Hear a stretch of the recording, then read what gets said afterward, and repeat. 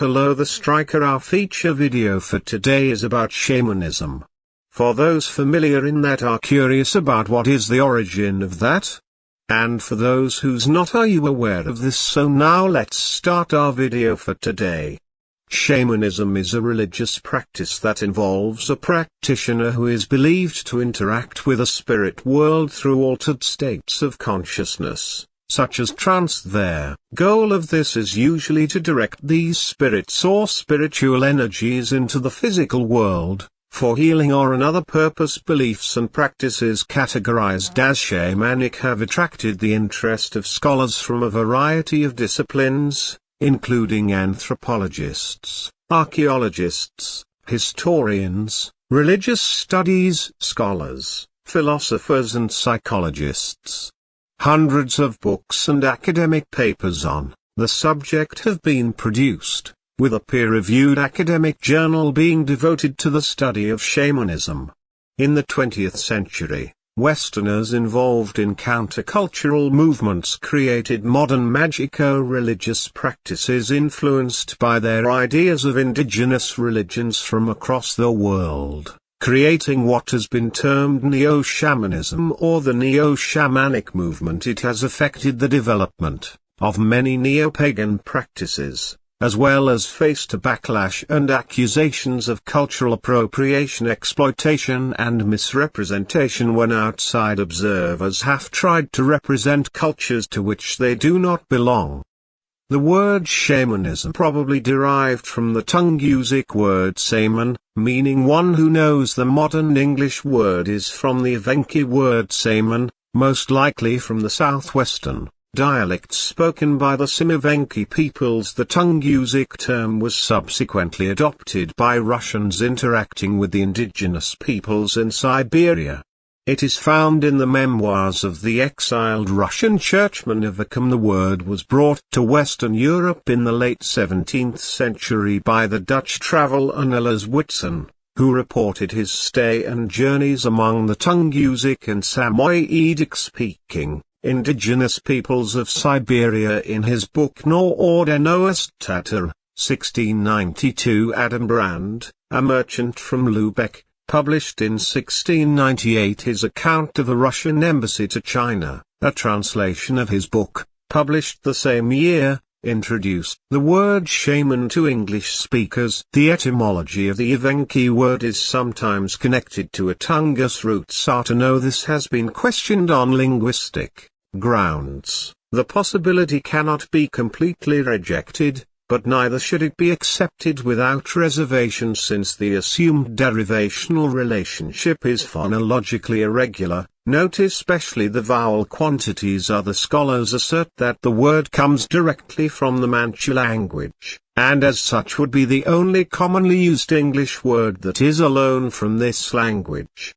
However, Mercier Iliade noted that the Sanskrit word sramana, designating a wandering monastic or holy figure, has spread to many Central Asian languages along with Buddhism and could be the ultimate origin of the Tungusic word. This proposal has been criticized by the ethno-linguist Juha Janhun, who regards it as an anachronism and an impossibility that is nothing more than a far-fetched etymology. Anthropologist and archaeologist Sylvia Tomaskova argued that by the mid-1600s, many Europeans applied the Arabic term shaitan, meaning devil, to the non-Christian practices and beliefs of indigenous peoples beyond the Ural Mountains. She suggests that shaman may have entered the various Tungus dialects as a corruption of this term, and then been told to Christian missionaries, explorers, soldiers and colonial administrators with whom the people had increasing contact for centuries. A female shaman is sometimes called a shamanka, which is not an actual Tungus term but simply shaman plus the Russian suffix ka, for feminine nouns. There is no single agreed-upon definition for the word shamanism among anthropologists. Thomas Downson suggests three shared elements of shamanism. Practitioners consistently alter consciousness. The community regards altering consciousness as an important ritual practice, and the knowledge about the practice is controlled. The English historian Ronald Hutton noted that by the dawn of the 21st century, there were 4 separate definitions of the term which appeared to be in use. The first of these uses the term to refer to anybody who contacts a spirit world while in an altered state of consciousness.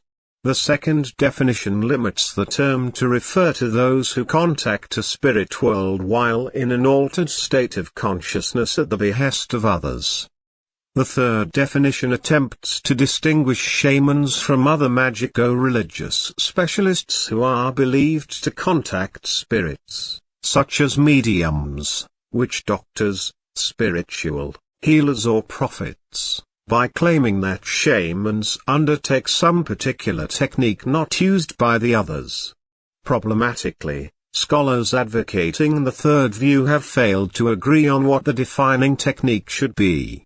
The fourth definition identified by Hutton uses shamanism to refer to the indigenous religions of Siberia and neighboring parts of Asia according to the Golomd Center for Shamanic Studies, a Mongolian organization of shamans. The Evenk word shaman would more accurately be translated as priest.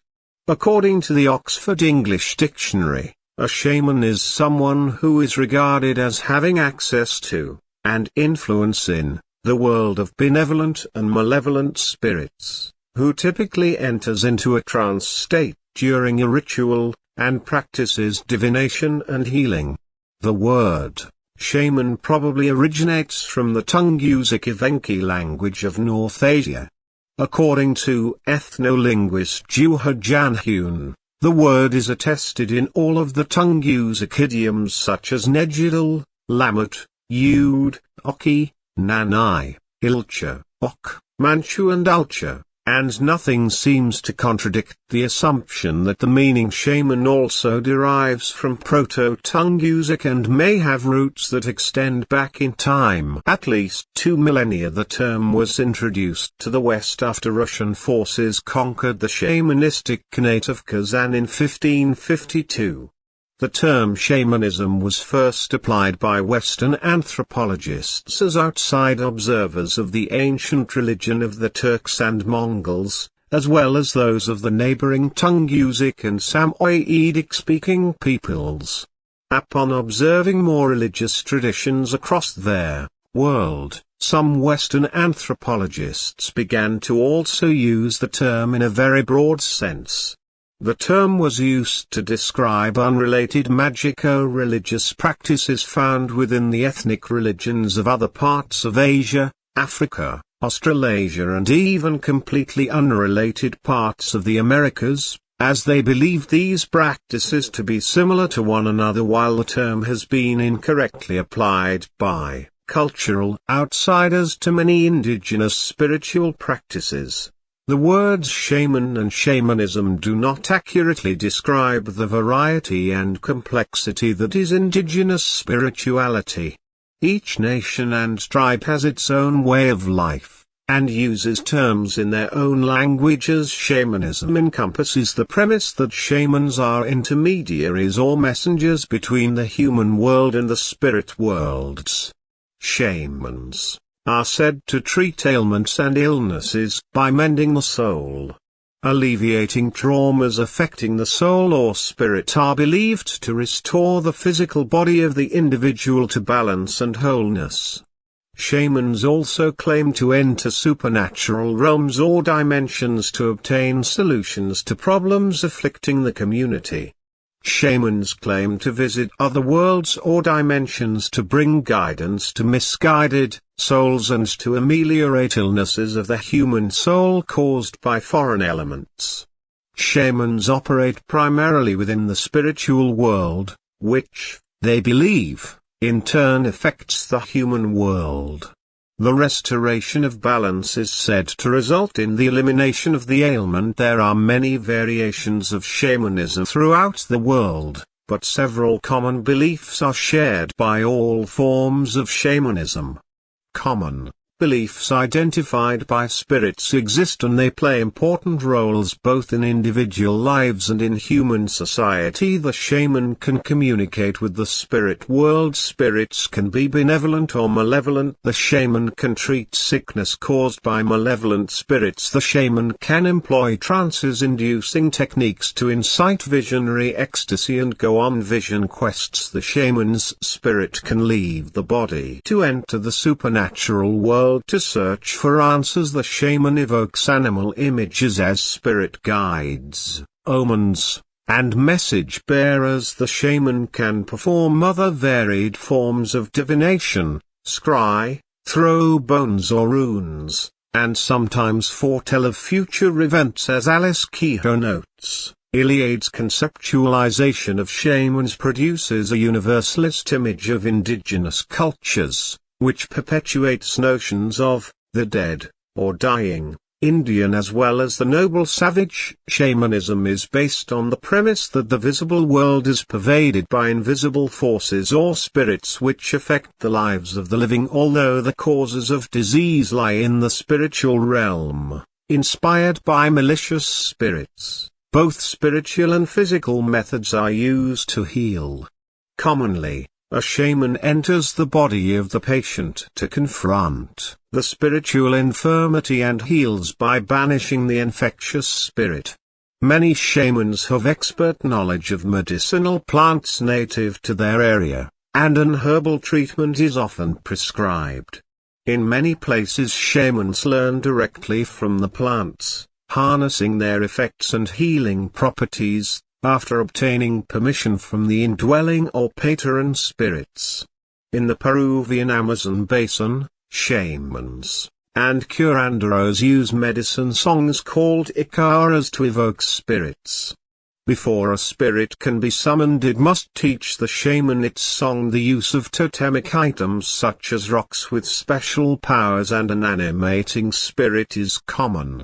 Such practices are presumably very ancient. Plato wrote in his Phaedrus that the first prophecies were the words of an oak, and that those who lived at that time found it rewarding enough to listen to an oak or a stone, so long as it was telling the truth. Belief in witchcraft and sorcery, known as brujeria in Latin America, exists in many societies.